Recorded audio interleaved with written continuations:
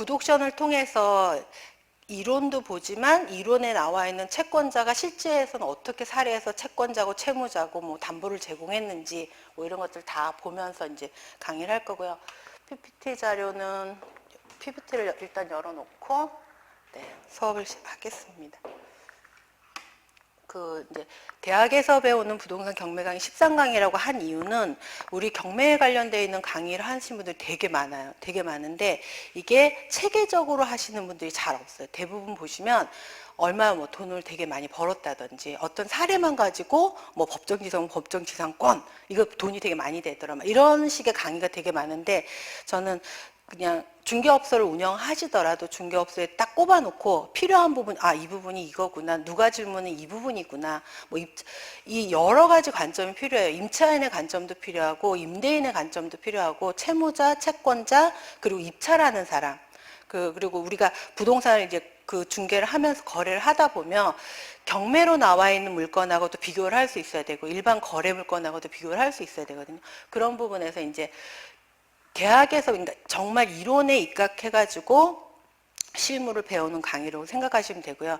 저는 경매 강의하시는 강사님들 중에 제가 경매 입찰을 제일 많이 했다냐고 물어본다고 하면 정말 많이 해봤어요. 그리고 제가 입찰도 많이 해봤지만 제 부동산을 경매로 매각도 해봤고요.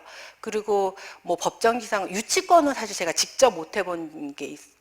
그러니까 하다가 뭐 협상이 돼가지고 아니면 빠져나가지고 유치권을 직접 못 해봤는데 법정지상권도 여러 건 해봤고 뭐 토지 별도 등기라든지 뭐 인수하는 임차인이 있다든지 배당 그런 것들에 대한 내용들을 조목조목 여러분들 이게 이제 체계를 다 바로 잡아가지고 우리 경매 강의하시는 분들은 대부분 보면 수익을 많이 높이는 투자 목적으로 강의를 하세요. 그러다 보니까 수익률 높이는 것만 막 이야기하시는데 이 대학에서 배우는 학생들은 꼭 수익이 목적이 아니거든요. 자기가 임차인이 될 수도 있고 어디 가서 또 돈을 빌려줄 수도 있고 혹시 겨우 모은 돈을 빌려주는데 이걸 어떻게 잘 담보를 받고 빌려줘야지 무조건 사람만 믿고 빌려주면 안 되잖아요.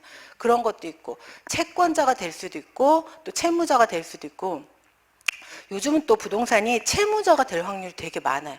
부동산을 사면서 내 돈만 다 갖고 사는 게 아니라 은행 대출을 굉장히 많이 빌리게 되다 보니까 그런 내용을 해가지고 또 금융 활용에 대한 내용까지 그래서 한 8주, 7주 정도까지는 배당표까지에 대한 내용을 정확하게 말씀드리고 8주부터는 입찰하는 방법 이런 것들 말씀드리는데 앞에는 이제 그러니까 권리 분석 관련된 내용으로 중점적으로 말씀을 드리게 될 거고요. 오늘은 이제 경매, 그러니까 우리 학생들한테는 채무자가 뭐고 채권자가 뭐고 막 이런 것부터 가르쳐야 되는데 여러분은 그런 거에 대해서 이제 딱 깔고 가시니까 이제 쉽게 말씀드리면 경매는 왜 강제 매각이 왜 필요하냐면요. 우리가 그 중개한 부동산이나 매입한 부동산이나 이 가격이 항상 똑같거나 뭐 물가 변동률에 따라 똑같이 오른다 그러면 상관이 없는데 부동산 시장이나 뭐 금융 환경이나 뭐 정책이나 이런 거에 따라서 부동산 가격이 오르락 내리락 하기도 하고 어쩔 때는 뭐 조세나 뭐 이런 정책적인 이런 반영 환경 때문에 부동산 가격이 떨어지기도 해요.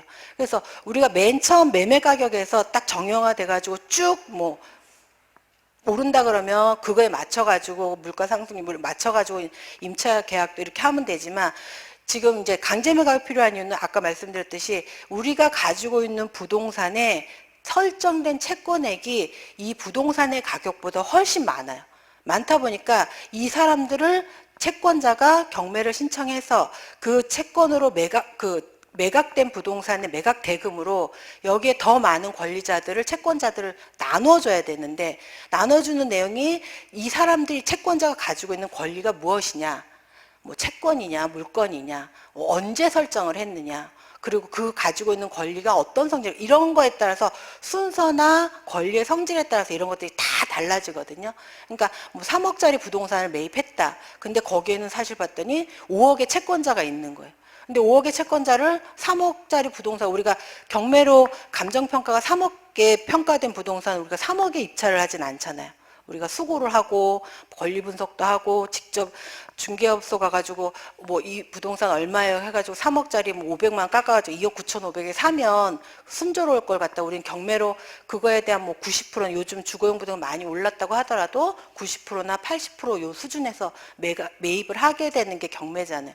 그렇게 하려고 하다 보니까 3억짜리 부동산이 한 2억 5천밖에 낙찰이 안 돼요. 매각 대금 확보는 그거밖에 안 되고 그렇게 확보된 그 매각 대금을 가지고 여기에는 5억에 뭐 6억에 2억 5천보다 많은 사람들에게 권리를 나누어줘야 되고 특히 권리 분석에서 이제 어떤 말소 기준 권리가 있고 그거보다 앞서는 부담해야 되는 위험스러운 게 있는 거로 알잖아요. 그것이 무엇인지 이런 것들을 따져야 되는데 경매는 이렇게 채무를 이행하지 않는 채무자의 그 부동산을 팔아가지고 그 팔아서 매각 그 회수된 현금화된 돈을 가지고 나의 채권을 회수하는 그런 내용이에요. 그래서 채권자가 채무자의 부동산을 이제 매각을 의뢰하는데 사이가 좋을 때는 이거 팔아서 줘라고 하면 되고 그 채권에 내가 받을 채권 미만의 작은 금액이 설정되어 있으면 빨리 팔아서 줘라고 종용을 하면 이렇게 되는데 이게 이미 너무 많아가지고 팔아도 어떻게 방법이 없을 때는 어떻게 멱살을 잡을 수가 없는 거예요. 그래서 이제 법원에다가 의뢰를 하게 되죠. 법원에다가 채무자의 부동산이 있는 소재지 관할 법원에다가 경매를 신청하게 됩니다. 그 경매를 신청한 사람은 채권을 받아야 되는, 그죠? 채권이 있는 채권자겠죠. 채권자가 이제 관할 소재지 법원에다가 경매를 신청하며 관할 소재지 법원에서 그 경매를 접수받아가지고 경매를 접수받는다는 게 채권자가 채무자의 부동산을 매각을 의뢰하는 거를 판결 절차를 통해서 받아가는 거예요. 그러다 보니까 이거 경매에 관련된 신청하면은 경매 신청해서 접수되면 그때부터는 사건이 됩니다. 경매 사건이 돼서 경매 사건에는 이렇게 뭐 2014년도에 접수가 됐다 그러면 2014년 타경에 뭐 1, 2, 3, 4 접수된 순서대로 해가지고 그렇게 경매가 진행이 되고 지금은 2015년 11월인데 그 경매 사건이 지금도 2014년 건들이 많이 진행이 되고 있어요.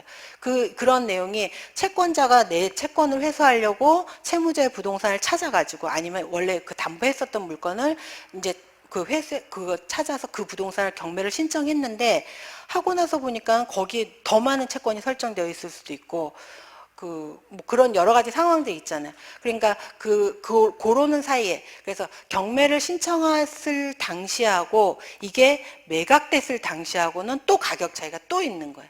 그래서 우리 뭐 나중에 뭐 입찰 가격을 산정하거나 뭐 부동산 가격을 조사하고 이런 데에서도 있고 그리고 그 부동산을 뭐 억지로 이제 경매를 신청해가지고 매각을 했는데 나의 순서에 돌아오는 돈이 없을 수도 있고 그런 것들이 있어서 경매를 하는 직접적인 목적은 이 채권자가 채권을 상환받기 위해서 법원에다가 채무자의 부동산을 매각을 의뢰하는 이런 과정이라고 보시면 되고 이런 내용들이 이 법적인 판결이다 보니까 이거 이제 사건으로 진행이 돼요. 그러니까 우리가 개인적으로 뭐 누구 먼저 줘야 되겠다, 누가 먼저 뭐 어떻게 이런 게 아니라 법원이 거기에 표시되어 있는 내용들대로 그대로 쭉 진행을 하게 되는데 부동산은 등기부등본상의 우리 경매 목적을 한 3가지 단어로 말하면 부동산을 취득하는 거예요, 그죠? 입찰을 하는 거예요. 그 명의자로 취득이 되거든요. 취득을 하는데 소유권을 안전하게 가지고 올 수 있는 거, 그죠? 뭐 부담이나 위험 같은 거 다 제거하고 안전하게 가지고 올 수 있는 게 그러니까 취득하는 부동산을 안전하게 권리를 취득하는 건데 이 취득하는 부동산의 권리를 안전하게 하면서도 상대적으로 가격도 저렴하게 받아야 되는 거예요. 이 3가지 조건을 맞춰야 돼요. 부동산을 취득하되 안전하게 아니면 그 저렴하다는 내용에는 인수돼야 되는 비용이나 부담해야 되는 비용이나 권리가 있다 그러면 금액에서 그만큼을 제한 금액만큼 빠질 때까지 기다려야 되는 내용. 그런 내용을 해가지고 이 경매를 이제 하는 목적이라 그러면 일반적으로 개인이 할 수 없는 만약에 예를 들어서 뭐 그런 거 되게 많은데 한번 우리가 이제 이런 부동산이 있어요, 그죠? 부동산이 이게 3억짜리예요.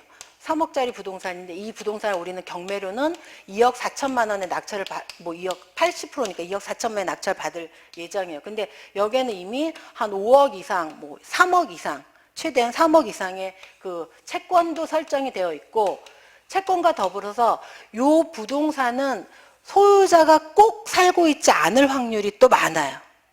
그죠? 이 부동산의 소유자가 직접 거주하고 있으면 이 사람을 내보내고, 이 사람이 그 채무의 당사자니까 이 사람이 책임지고 나가고 뭐 하겠지만, 여기에는 이 부동산을 사용하는 다른 사람이 있을 수 있어요. 그래서 부동산 이제 경매에서는 소유권이라는 권리를 안전하게 가지고 올 수 있는 내용하고, 실무를 잘 제대로 인도받는 이런 내용하고 더불어서 이 부동산을 누구보다도 일반적인 거래보다도 저렴하게 매입하는 이런 이 세 가지 조건을 충족시키는데, 권리를 분석하는 내용은 우리가 뭐 부동산 등기부등본을 통해서 기본적인 내용 분석하고요. 실무를 분석하는 내용은 이제 법원이 제시하는 내용하고, 특히 요 부동산에 누가 뭐 전입신고를 두고 있는지, 누가 사업자 등록을 하고 있는지 이런 내용을 해가지고 실물에 사용하는 사람에 대한 분석이 필요하고요. 그리고 이렇게 분석된 내용을 가지고 상대적으로 저렴한 가격에 입찰할 수 있는 이런 방법으로 진행되는데, 법원의 외곽 절차는 이렇게 이 세 가지 조건을 잘 충족시키면서 가지고 오는 거라고 하면, 법원이 이제 경매가 접수가 되면, 경매 접수는 채권자가 하죠. 그죠? 채무자의 부동산을 가지고 채권자가 하는데, 법원의 부동산 경매 그 절차는 대개 보면 한 3단계 정도로 나눠요. 경매를 신청한 채권자가 접수가 들어오면 그 부동산을 법원이 압류를 합니다. 여기다 이제 경매 개시 결정 등기를 하죠. 그래서 그 경매 개시 결정 등기 이후에 있는 내용에 대해서는 매각을 그 권리가 없어요. 그죠? 그리고 압류하고 그 다음에 이제 이 부동산을 가지고 매각을 통해서 현금으로 만들어요. 현금으로 만들고, 그 다음에 배당을 통해서 이 경매를 신청한 사람이나 아니면 그런 사람들한테, 채권자들한테 배당을 해주는, 이렇게 현금화, 배당, 압류, 현금화, 배당, 이 3단계로 진행이 되는데, 요까지는 사실 법원이 하는 일이에요. 우리가 이제 3단계로 진행이 된다 그러면 법원이 하는 일, 우리는 법원이 하는 일에 입찰하는, 여기에 있는 채권자나 뭐 채무자나 아니면 이해관계인이라 그러면 요 법원이 하는 일까지만 중요해요. 근데 우리는 이 부동산을 입찰해야 되는 입찰자라 그러면 요 다음에 배당의 이후에 부동산을 인도받는 부분, 그죠? 부동산 인도받는 부분, 요 부분이 더 중요합니다. 이때까지는 내가 혼자 권리 분석 열심히 해서 시세조사 잘 해가지고 낙찰 받고 대금 납부하면 그들이 나눠 갖는 건 우리가 별 상관이 없어요. 근데 우리가 중개업을 운영하면 요 배당받는 부분에 대한 의문이 되게 많아요. 특히 임차인이, 내가 임차 보증금을 다 받아갈 수 있을까요? 이거에 대해 의문이 시작되거든요.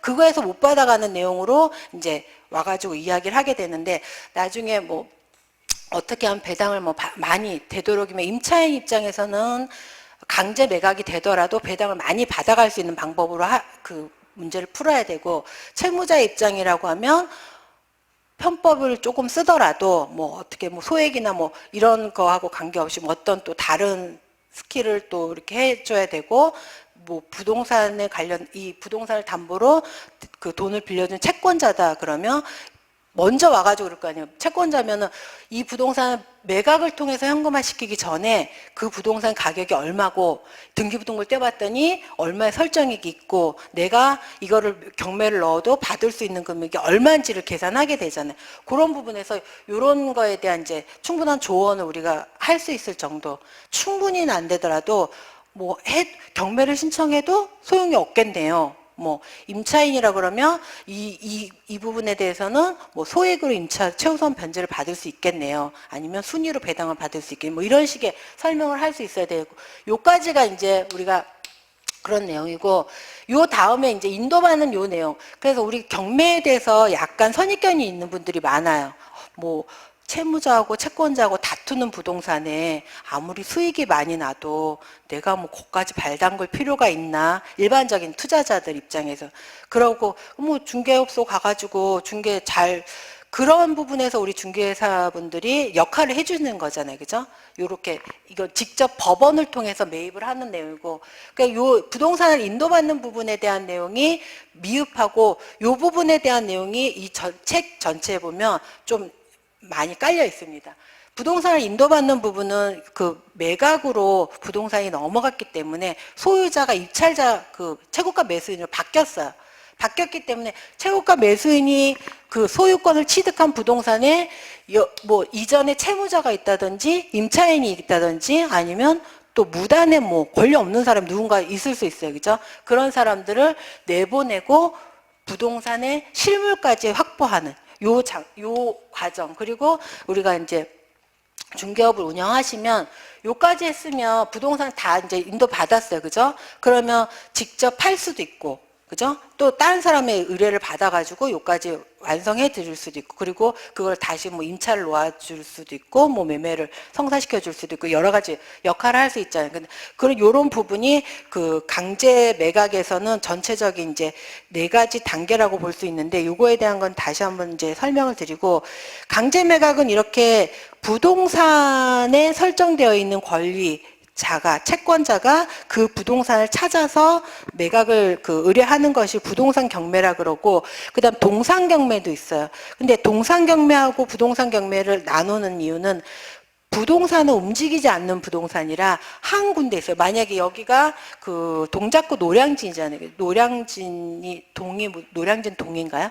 노량진 동은 그 동작구에 들어가고, 동작구를 관할하는 법원은 서초의 중앙법원이에요. 서울에는 법원이 5개가 있어서 그 중앙법원 있고 동서남북으로 이렇게 나누어가지고, 이쪽 동쪽으로 동부법원 있고요, 북쪽으로 북부법원 있고, 이쪽 서부 남부법원 이렇게 있는데, 요 중앙법원에서는 뭐 강남, 서초, 동작, 중구 뭐 이런 정도까지 관할을 하고요. 관할을 하다 보니까 요 중앙에서는 이 채무자가 있는 부동산에 관할 법원에다 의뢰하는 이유는, 여기에서는 자기 지역 내에 있는 부동산에 대해서는 감정평가를 하거나 뭐 시세 이런 거 할 때 훨씬 그거 편하잖아요. 근데 여기 뭐 북구에 있는 아니면 저기 지방에 있는 부동산 소재 있다 그러면, 그리고 이제 이 사람의 이 중앙법원에 있는 큰 물건이 있고 뭐 지역에 하나 더 있다 그러면 뭐 그것까지 같이 해가지고 일괄로 경매를 신청할 수도 있고 그런 내용들이 있는데, 지금 이렇게 서울의 관할 지방 법원은 그 부동산 소재지를 관할하는 법원에서 이렇게 하게 되고요. 그래서 움직이지 않는 부동산이니까 소유자나 채무자의 주소지하고는 전혀 상관이 없어요. 소유자가 가지고 있는 재산의 주소지 관할 법원에다가 경매를 신청하면 그 관할 법원, 그러니까 우리도 서울에 있는 서울에 있는 부동산에 입찰을 하려고 그러면 서울에 있는 뭐 중앙이면 중앙지방법원, 뭐 서부면 서부지방법원 이렇게 가서 입찰을 하셔야 되는 그런 내용이고, 그런데 동산은 또 달라요. 동산이나 유채동산 같은 경우는 우리가 점유하고 있는 사람이 주인이잖아요. 그죠? 근데 부동산은 점유하고 있지 않아도 주인이에요. 그죠? 등기부동산 권리를 가지고 있기 때문에. 그래서 그러다 보니까 동산 같은 경우는 유채동산이 이런 것들은 소유자가 있는 주소지 관할 법원에다 하게 되는 게, 소유자가 그걸 가지고 있어요. 그죠? 동산, 뭐, 자동차는 이제 가지고 와서 하는 경우고, 뭐, 가정집에, 우리 동산 그 집행에서 그 가정집에 우리가 이런 그 집을 하나 받았어요. 뭐 아파트, 뭐 다세대 빌라가 있는데 뭐 201호를 받았다. 그럼 요 안에 다른 이제 집기가 있다. 그러면 요 집기도 뭐 그 채권자가 있으면 그 집기에 대한 경매를 신청하거든요. 그럴 땐 요 소유자가 있는 집에 그 소유자가 점유하고 있으니까 그런 내용을 해가지고, 주소지 관할 법원이라는 건 부동산 경매에서는 소유자의 부동산이 소재한 관할 법원에다 가는 거고, 동산 경매에서는 소유자가 직접 점유하고 있는 그 부동산, 그 재산에 대해서 그 경매를 진행한다고 보시면 됩니다. 그 유채동산도, 그리고 이제 뭐 여기서 보시면 동산이냐 부동산이냐, 뭐 그 공경매냐 사경매냐 강제경매냐 임의경매 이런 것들이 꼭 상대적인 개념은 아니지만 비교해서 볼 수 있다면 공경매 사경매도 있어요. 사경매는 뭐 우리 알고 있는 농수산물 시장이나 이런 거에 있는 농산물 시장이나 이런 것들에서 막 그 호가 경매하는 그런 것들을 사경매라 그러고요. 우리 공경매는 법원이 주체가 되어 가지고 하는 경매를 특히 이제 공경매에서 공매도 한국자산관리공사에서 하는 그 공공기관이 집행의 주체가 되는 것도 이제 공매로 구분을 합니다. 공매나 이런 것들을 공경매라고 합니다. 그리고 이제 강제경매, 이런 경매에 있어서 강제경매냐 임의경매냐 이런 것들이 입찰하는 사람 입장에서는 중요하지 않아요. 근데 여러 가지 관점에서 보면 우리 매각의 첫 번째 이유가 채권자가 채권을 회수하려고 하는 내용이잖아요. 근데 그 채권자가 가지고 있는 권리가 무엇이냐가 중요한 거예요. 그래서 임의경매냐 강제경매 이런 것들이 그 법원의 내용에서는 입찰하는 사람은 중요하지 않지만 권리를 찾고 채권을 회수해야 되는 채권자 입장에서는 중요한데,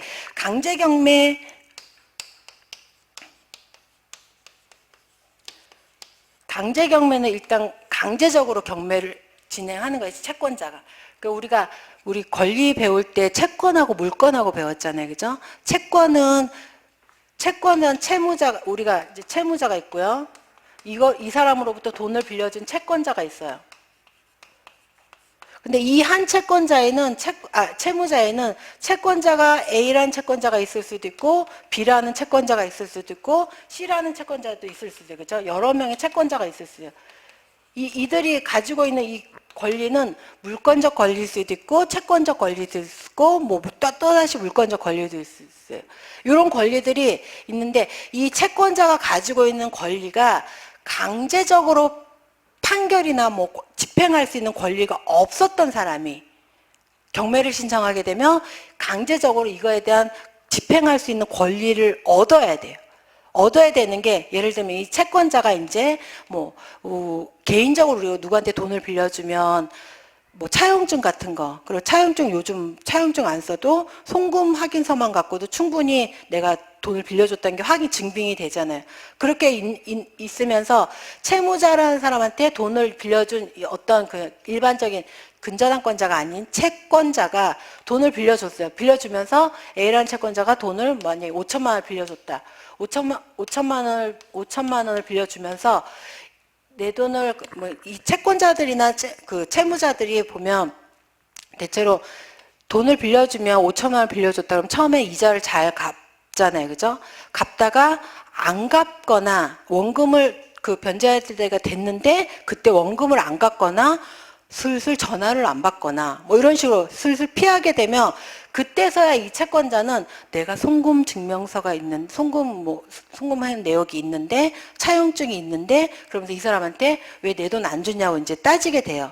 이런 사람을 우리가 자기가 처음부터 이 사람한테 돈을 받아야 되는 내용이었고, 이 사람이 돈을 안 주면 그때서야 그러면 너 돈 안 주면 내가 너를 믿고 돈을 빌려줬는데 안 주니까 그럼 내가 너 부동산에다가 압류를 한다 라고 말은 안 하죠. 그냥 압류를 하죠. 그죠? 압류를 가압류 등기는 신청 등기예요. 그래서 압류를 하는데 압류를 처음부터 확정 판결이 있으면 압류를 해버리지만 이 사람이 확정 판결 받기 전에 이 사람 재산이 있는 건 아는데 이걸 팔 수도 있고 어떻게 할 수도 있으니까 일단 확정 판결 받기 전에 가압류를 해놓는 거예요. 그죠?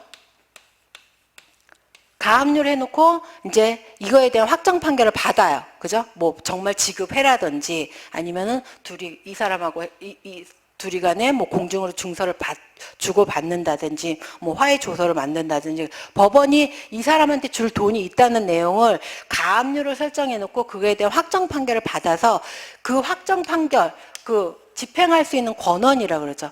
이 집행할 수 있는 지급해라. 법원에다가 내가 가압류를 신청해서 설정해 놓고 이 채무자한테 돈을 만약에 아까 예를 들면 5천만 원을 돈을 빌렸어요. 그죠? 빌렸는데 이 사람이 처음에는 이자만 갖고 나중에 돈을 달라고 해서 1,000만 원을 따로 줬어요. 얼마를 줬는지 우리가 잘 모르지만 돈을 상환한 것도 있고 이자로 변제한 것도 있고 일부 상환한 것도 있어요. 근데 이 사람이 갖고 있는 원인 서류는 5천만 원을 처음에 송금했던 그 서류만 갖고 있잖아요. 차용증을 갖고 있다고 하더라도 뭐 중간에 1,000만 원 갚은 거를 감액해가지고 다시 갖고 있는 게 아니라 5천만 원 쫙 갖고 있다가 언제 주고 뭐 일부 주고 안 주고 막 이런 내용이잖아요. 그 이 사람은 가압류를 설정할 당시에는 처음에 갖고 있었던 채권의 원인 서류를 가지고 일단 가압류를 신청을 해요. 그럼 법원이 그 가압류 등기가 되죠. 그죠? 신청이 받아들여져서 등기가 되면 이 채무자하고 이제 그 따지겠죠. 나 사실은 뭐 1,000만 원 갚아줬는데 뭐 얼마 뭐 이게 다가 아니다 그러면 그거에 대해서 그러면 4천만 원이면 4천만 원을 지급해라. 아니면 그 우리 둘이 해가지고 그러면 내가 우리 공증서 가지고 내가 1,000만 원 갚은 거 빼고 4천만 원 갚는 걸로 공증을 쓰자. 뭐 공증 문서를 만든다든지 법원에다 뭐 줬더니 내가 그 1,000만 원을 갚았는데 그거 뭐 반은 변제해 주기로 했다. 이자를 잘 줘서 막 서로 다툼이 있으면 법원이 뭐 서로 화해를 해라. 뭐 조서를 작성하든 이래가지고 어떤 경매를 신청할 수 있는 확정 판결을 집행할 수 있는 권한을 만들어 주게 되는 거예요. 그거를 가지고 가압류 요 권리만 갖고는 경매를 신청할 수가 없어요. 요거에 대한 확정 판결, 집행할 수 있는 권한을 만들어 가지고 집행 권한을 부여받아 가지고 요걸로 같이 경매를 신청하는 게 강제 경매입니다. 그래서 강제 경매는 처음부터 이 채권자가 처음부터 네 집을 팔 생각까지는 없었어요. 근데 너를 믿고 채권이라서 사람을 믿고 상대적으로 그죠? 청구하고 있는 권리였는데 네가 안 갚으니까 내가 이제서야 너의 집을 압류해 가지고 너의 집을 매각해 가지고 채권을 회수하겠다는 강제적인 뜻이 담겨 있는 거야. 그럼 이제 임의경매는 돈을 빌려받을 때 처음부터 내가 만약에 돈을 안 갚으면 집을 팔아서 네 돈을 가져가 라고 하면서 처음부터 이 부동산을 담보로 제공을 했어요. 이거 대표적인 게 이제 근저당권이죠. 그죠? 우리 은행에 대출 받으면서 뭐 LTV 70 해가지고 뭐 3억짜리 집에 37, 22, 2억 1천만 원 대출을 받는다고 하면 2억 1천만 원을 대출 받으면서 등기부등본상에 그 대출을 받을 당시에 70%면 앞에 뭐 다른 대출이 하나도 없고 이 사람이 뭐 세금도 다 낸 사람이고 뭐 이런 어떤 서류를 다 받아가지고 대출을 받게 돼요. 그래서 이 근저당권자가 대출 이자나 원리금 상환을 하지 않으면 우리가 뭐 나중에 배우겠지만 뭐 3개월 이상 연체가 되고 뭐 어쩌고저쩌고 하면 그때서야 이 부동산 이제 경매를 넣는 거지. 이자를 계속 갖고 뭐 그거에 대해서 이행을 계속 하고 있으면 경매를 넣진 않아요. 그런데 강제 경매하고 임의 경매하고 예전에는요 우리가 민사집행법이 2002년서부터 만들어져 제정이 돼가지고 이제 시행이 되고 있는데 민사집행법이 만들어지기 전에는 강제 경매가 되게 많았어요. 다툼에 의해서 네가 안 주니까 내가 판결까지 받아가지고 경매를 신청하는 이런 비율. 근데 우리가 2002년에 2002년 7월 1일이죠. 7월 1일 맞나? 2002년 7월 1일 이때부터 민사집행법이 만들어지게 된 배경이 우리 부동산이 그 2002년 그거보다 이전에는요 부동산을 담보로 받는 문화가 정서가 아직 많지 않았어요. 그전에는 누구한테 보증을 쓰거나 사업을 하는데 사업에 자기 재산을 보증을 쓰거나 이래가지고 부동산을 담보로 해가지고 다른 여파의 그런 채권이 물리다 보니까 경매가 진행되는 경우가 많았고요. 그러다 보니까 그랬는데 이제 우리가 부동산 가격이 외환위기도 97년에 우리가 1997년 말에 이제 IMF 위기가 왔죠. 금융위기가. 그때부터 부동산 가격 우리 예전부터 아주 예전엔 잘 모르지만 제가 경매 입문하고 나서부터는 부동산 1997년 외환위기 때 부동산이 88년부터 쭉 올랐다 그러면 오르다가 금융위기가 있었던 IMF 위기 때 부동산이 진짜 많이 떨어졌었어요. 여러분들 97년에 뭐 하고 계셨어요? 97년에? 태어나셨어요? 97년에는 우리가 돌아보면 우리 정도 연배만 돼도 회사를 그만둔 사람이 되게 많았고요. 그죠? 구조조정 이런 걸로 회사 그만둔 사람 많았고, 부동산 가격이 쭉 올라오다가 정체에 있다가 정말 떨어져가지고, 저는 제가 기억하는 97년에는 집 전세 보증금이 떨어졌어요. 떨어져가지고 집을 가지고 있는 사람이 전세를 나가겠다 그러면 우리가 전세는 어떻게 해요? 집 보증금 받아가지고 전 임차인한테 주고 다음 임차인 받아서 이렇게 그런 구조로 이루어져. 원래 뭐 2천만 원 하던 전세가 1,500만 원 떨어진 거야. 그럼 내가 500만 원 보태서 돈을 내줘야 되는 이런 구조가 된 거예요. 그런 걸 저는 97년에 정말 경험을 했었거든요. 그래서 저랑 비슷한 규모에 있던 옆집 아줌마가 갑자기 33평으로 넓은 데로 이사를 간대요. 전세가 그 전세나 지금 전세나 똑같대요. 그래서 이사를 간대요. 나도 이사를 가고 싶다 이런 생각도 했었는데, 그러면서 한 2000년도까지 부동산이 침체가 돼서 가격이 떨어지다가 2000년도 정도부터 가격이 반등을 하기 시작했는데, 부동산 이때 반등할 때도 왜 반등을 시작했냐면요, 부동산을 담보로 대출받는 그 기회가 많아지겠어요. 그전에는 부동산을 담보로 대출 잘 안 해줬어요, 은행에서. 그전에 우리나라 이제 경제 성장을 하다 보니까 개인의 주택을 담보로 대출을 잘 안 해줬고, 기업 대출이나 신용 대출이나 인보증 쓰는 그런 대출, 누구보다 대신해가지고 이런 대출이 있었지. 그러다가 이제 2000년도부터 우리 가지고 있는 주택이 일반 주택에서 공동주택, 아파트 같은 것들이 점점 많아졌어요. 아파트 같은 것들은 가격이 딱 정해져 있어요. 그죠? 그 가격에 비해서 몇 프로를 대출해 주는 거에 금융권이나 이런 데서 이제 좀 이렇게 확신이 선 거예요.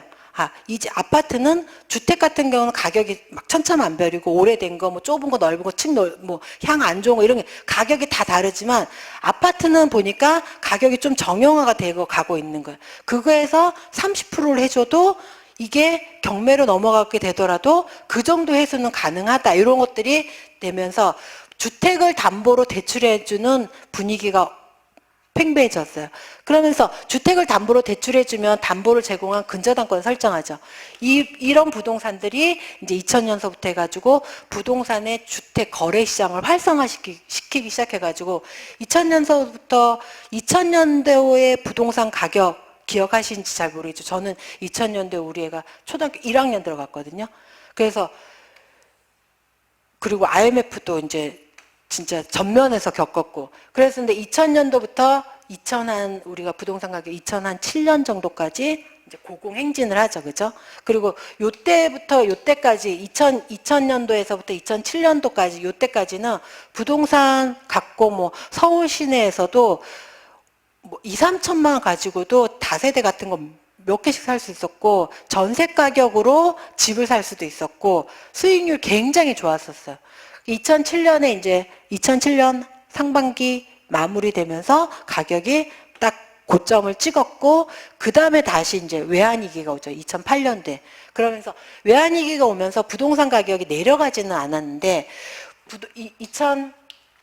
2008년에 부동산 가격이 이제 2007년까지 쭉 오르고, 2008년도에 외환위기, 우리나라 외환 보유고가 너무 없대. 막 그러면서 국제적으로 이제 우리나라도 우리나라 자체뿐만 아니라 외국하고 막 영향을 많이 받게 되다 보니까 2008년도부터는 이제 금융위기가, 우리나라에 외환보유가 없어서 금융위기가 왔는데, 부동산을 가지고 있는 사람들이 이전에 너무 많은 수익률을 올렸어요. 그리고 내가 갖고 있는 부동산이 2000년대에 비하면 배가 뭐야? 하여튼 굉장히 많이 올랐어요. 한 300~400배. 그리고 우리 아파트가 공급된 게 최초 공급된 게 1970년 말이죠. 그죠? 1970년 말, 반포 이런 데, 개포 이런 데가 79년, 78년 이렇잖아요. 그때 됐었던 것들이 2000년도 들어서면서 한 20년 정도가 되는 거예요. 20년 정도가 되고 2008년도가 되니까 20년, 30년 정도가 가까이 되면서 요것이 재건축을 해도 되는 요런 연한, 그리고 재건축을 하면 이전에 5층이 있었던 게 15층, 30층까지 올라가면서 이거에 대한 수익률이 되게 좋아지게 된 거예요. 그런 내용을 해가지고 2008년도에는 부동산을 가지고 있었던 사람들이 크게 어렵진 않았는데 요때부터 해가지고 한 10년 정도 지나면서부터 한 2년 정도 지나잖아요. 임대를 놨던 부동산은 임차가 그 전세 가격이 휘청휘청하고 그죠? 집값이 이때 뭐 10억 이때 그리고 요때 작은 이제 아파트 공급이 쭉 되다가 그 작은 그 다세대 빌라 같은 것들이 전세 금액보다 아주 조금만 있어도 집값의 80%를 대출해 주면서 집을 이제 다세대 같은 거 살 수가 있는 그런 구조가 된 거예요. 그래서 2010년도에 이제 이렇게 되면서 대형 부동산 공급도 이때 굉장히 많았고요. 많으면서 이제 그런데 실제 체감하는 경우는 이때 집을 부동산을 목적 그 투기 목적이나 아니면 투자 목적으로 사놨던 부동산들이 한 번의 임대차 기간을 지나면서 2010년 이때는 부동산의 전세 가격이 가율이 좀 떨어지기도 하고 그럼 내 돈을 내줘야 되는 상황이 되기도 하고 그리고 부동산을 담보로 대출을 받아서 부동산 구입했잖아요.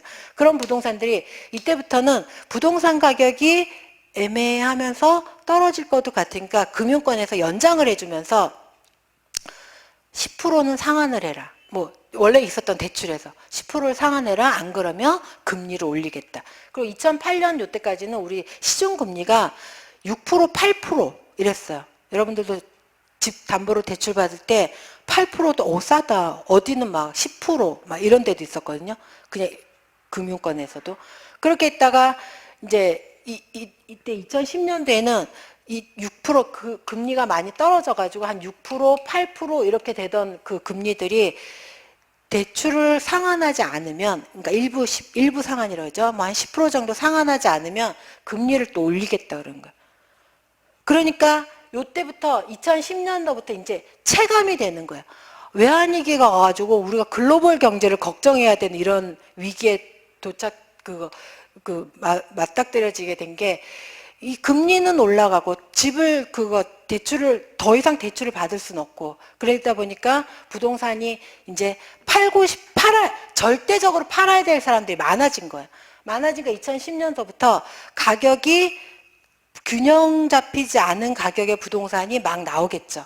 그러면서 평균 가격을 떨어뜨렸고 이때부터 해가지고 우리가 이전에는 여러분들 생각해 보시면 50평, 60평대 아파트가 별로 없었어요. 우리가 뭐 개포주공이 음마 아파트도 33평 뭐 이런 내용이라 그러면 그런 부동산들만 있다가 2008년 이렇게 주택을 담보로 아파트를 담보로 대출해 준 비율이 많아지면서 그다음부터는 아파트 담보 비율이 높아진 거예요. 근데 우리가 60평짜리 아파트다. 이런 아파트 공급들이 요 후반기에 부동산의 가격이 올라가면서 대형 부동산을 막 공급하기 시작했거든요. 우리가 그전에는 아파트를 보면 뭐 2007년, 8년 요까지만 해도 부동산 아파트를 공급하면 소형평형 의무제 이런 게 있었어요. 그죠? 소형평을 꼭 넣어줘야지 허가를 해주는 거예요. 사업을 할 때. 왜? 너무 대형만 지으니까 소형평형을 의무적으로 넣으라고 안 하면은 소형평은 공급을 안 하는 거예요. 나라에서는 소형평형도 균형 있게 공급을 해야 되는데.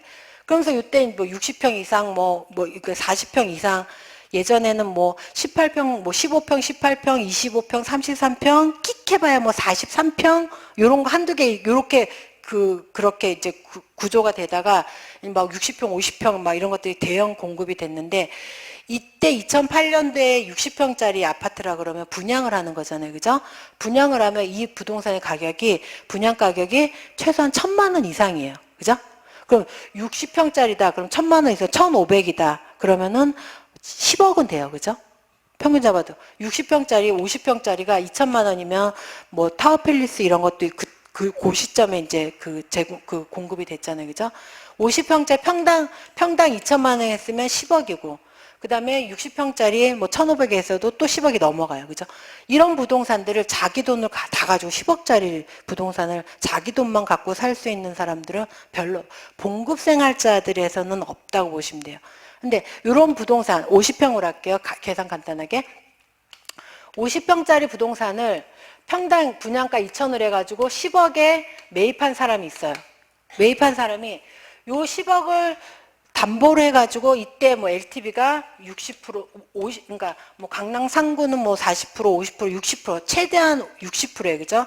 60% 해주고 저축은행 같은 데 가면 70%도 해줘요. 그럼 이 10억짜리에서 저축은행에서 무리하게 70%까지 해주는 이유는 금리가 굉장히 비싸요, 그죠? 굉장히 비싸서 저축은행 같은 데서는 최소 금리가 12%고, 그죠? 뭐 연체금리 15%고. 막 그렇게 돼요. 근데 시중은행에서는 60% 해줘서 뭐 6억, 이거에 대해서 6억을 대출해 준다 그러면 6억에 대해서 이제 뭐 5%다 그러면 5천만 원이죠. 그죠? 5천만 원 한 달 1년으로 나누면 뭐 400 몇십만 원 정도 그 이자가 부담이 돼요. 5%일 때 그런데 이때 6%, 8% 이럴 때 이거를 감당할 수 있는 사람들이 많이 없는 거예요. 그러니까 감당 못하는 사람들이 이제 이 금액이라도 팔아야겠다 해가지고 부동산 가격이 이때 보면 40평형대 이상의 부동산은 매물로 나오면 지금 뭐 용인이나 뭐 분당은 좀 오래 그 자리를 잡고 있어서 그렇고 용인이나 뭐 일산, 수지, 상현 이런 데는 10억짜리 부동산이면은 이 부동산이 60에서 많게는 그냥 뭐 이렇게 대형평형 대단지 아파트가 아니면 60%까지 그거보다 더 떨어지는 아파트들도 많이 있었어요. 그래서 만약에 10억짜리 부동산이 뭐 일산에 있는 아파트다. 일산에 제가 60평짜리 한번 지난번에 한번 7, 8억에 거래되던 부동산이 8억으로 할게요. 일산에 있는 8억짜리 부동산이 2010년에 8억이었어요. 2010년 8억짜리 부동산은 우리가 이제 임대차 계약을 그 임차인을 둘 수 있잖아요. 그죠? 한 이때 2010년도에 한 60%에서 70%의 임차 그 전세가율이면 안전하다고 보고 임대차 계약을 해줘도 돼요. 되는 분위기였어요. 8억에 60%면 4억 8천이죠. 그죠? 5억 6천이죠. 그죠? 5억 6천 요 사이에서 그러면 이제 5억에다 이제 그걸 했어요. 임대차 계약을 했어요. 임대차 계약을 하면서 확정일자도 받아도 전입신고해두고 뭐 이런 식으로 해가지고 자기 임차 보증금 이제 안전하게 지키려고 했겠죠. 그죠? 근데 요 부동산이 2012년에 이 8억짜리 부동산이 가격이 떨어졌냐? 확 떨어지진 않았지만 이 가격은 안 할 것 같다는 생각을 분명히 했을 거예요. 그리고 더더욱 2014년, 2013년 이럴 때는 이 가격이 60%까지 떨어졌다 그러면 얼마까지 떨어졌죠? 한 5억까지 떨어져 버렸어요. 그러면 이 5억의 임대차 계약을 한 사람은 이 부동산에 5억밖에 안 되는 부동산을 아무리 전세가율이 올라간다 해도 계속 연장 계약은 안 한단 말이에요. 그죠? 나 나가겠다 그러겠죠. 그죠? 나가겠다 그러면 이 돈을 이 임대는 뺏어 줘야 되는데 주머니에 잘 갖고 있지를 않았어요. 그죠? 다 이미 쓰고 없어요. 없으니까 이 들어오겠다는 사람은 이제는 이 부동산이 6억이라고 하더라도 6억에 뭐 80%? 그럼 68, 48, 4억 8천이잖아요. 그죠? 4억 8천 받기가 어려워지는 상황이 되는 거예요. 이런 부동산이 요 임차인은 자기 채권을 회수하지 못할 그 임차 보증금을 다 못 받을 확률도 있고, 이 임대인이 요 보증금만 갖고 아무런 채권 설정 안 하고 있으면 되는데, 또 뭐 이러다 보니까 뭐 압류도 들어오고, 뭐 사업을 했는데 망하기도 하고, 뭐 망하지 않아도 안 좋아지기도 하고, 안 하던 사업을 또 하기도 하고, 이러다 보면 요거에 더불어 가지고 그 다음 채권들이 설정될 수 있는 확률이 많은 거예요. 그래서 이제 강제 매각은 이 경매는 이렇게 본인이 임대차 계약할 때나 임차인이라 그러면 임대차 계약할 때 가격하고 내가 이 돈을 빼나올 때 가격하고 잘 균등하고 조금 더 올라갔으면 모르는데 이 가격이 장담할 수 없는 거예요. 그러다 보니까 경매로 나올 수 있는 부동산은 앞으로 무궁무진하다고 봐요. 일반적인 봉급 생활을 하는 사람이 월 300만 원을 이자로 내는 게 저는 가능하지 않다고 보거든요.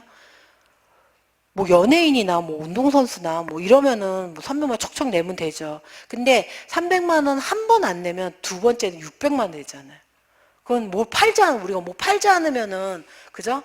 뭐 있는 재산 뭐 하나 팔지 않으면 낼 수 없는 그런 돈이에요. 그러다 보니까 이렇게 강제 매각될 수 있는 부동산의 여지는 지금 보면 훨씬 많아질 수 있을 것 같아요. 그래서 우리가 이제 임의경매, 강제경매를 하다 이제 그런 이야기를 나누는데, 임의경매는 그래서 입찰자 입장에선 임의경매는 처음부터 부동산을 담보로 했기 때문에 경매가 취하될 수 있는 확률이 많아요. 강제경매에 비하면. 강제경매는 돈을 주라고 하다가 안 주니까 판결문까지 받아가지고 경매를 신청했어요. 근데 임의경매는 처음부터 네가 안 주면 나는 한 달, 두 달만 안 줘도 경매 신청해버리는 거예요. 그러니까 우리가 누구로부터 돈을 빌려줬는데 그 돈을 채권자죠, 그죠? 채권자의 권리를 물권적 권리로 확보할 거냐, 채권적 권리로 확보해 놓을 거냐도 상당히 중요한 거죠. 그러니까 누구한테 돈을 빌려줄 때 사람을 믿고 빌려주는 거는 물론 신뢰하는 사이에서는 좋지만, 일반적으로는 경매에서는 우리가 돈을 누구한테, 이제 이건 사담이지만 누구한테 돈을 빌려줄 때는요, 빌려받는 이 채무자가 빌려줄 때는 되게 공손해요, 그죠? 그래서 뭐 차용증 써줘 이러면 걱정하지 마, 내가 차용증 써줄게 이래요. 근데 안 갚을 때는 있잖아요. 그때 가가지고 근저당 설정해 줄래? 그러면 전화도 안 받아요. 그러니까 처음에 관계가 좋을 때, 그때 처음부터 우리가 못 믿어서 그런 건 아니지만 근저당을 설정하자 라고 해버리면 처음에만 조금 그렇지 뒤에는 훨씬 돈 받기도 좋고, 안 주게 되면 뭐 전화 안 받으면 내 집 팔을 거다 이렇게 해버리는 거지. 그리고 근저당을 설정하자라고 이렇게 하면서 물권적 권리를 확보하고자 이렇게 하면 그 사람이 제시해야 되는 변제 능력도 볼 수 있잖아요. 네가 갖고 있는 부동산이 앞에 이만큼 있고 임차인이 이렇게 있으면 내가 이거 담보해도 얼마밖에 못 받는데 이렇게 이야기가 되잖아요. 그러면 돈을 그만큼 무리하게 빌려받고 이런 거래가 조금 더 뭐라고 해야 되나, 진정성 있게 될 수 있겠죠. 그런 내용을 해가지고 강제경매하고 임의경매하고는 입찰자 입장에서는 조금 차이가 나는 게, 임의경매는 이자만 내고 원금만 상환하면 다시 그 금융권에서 취하를 해주겠죠. 근데 강제경매는 좀처럼 해가지고는 취하가 잘 안 돼요. 그리고 채권 설정이 조금 되어 있는, 그러니까 부동산 가격에 해당하는 금액만큼의 채권이 있다 그러면 취하 확률도 많겠죠.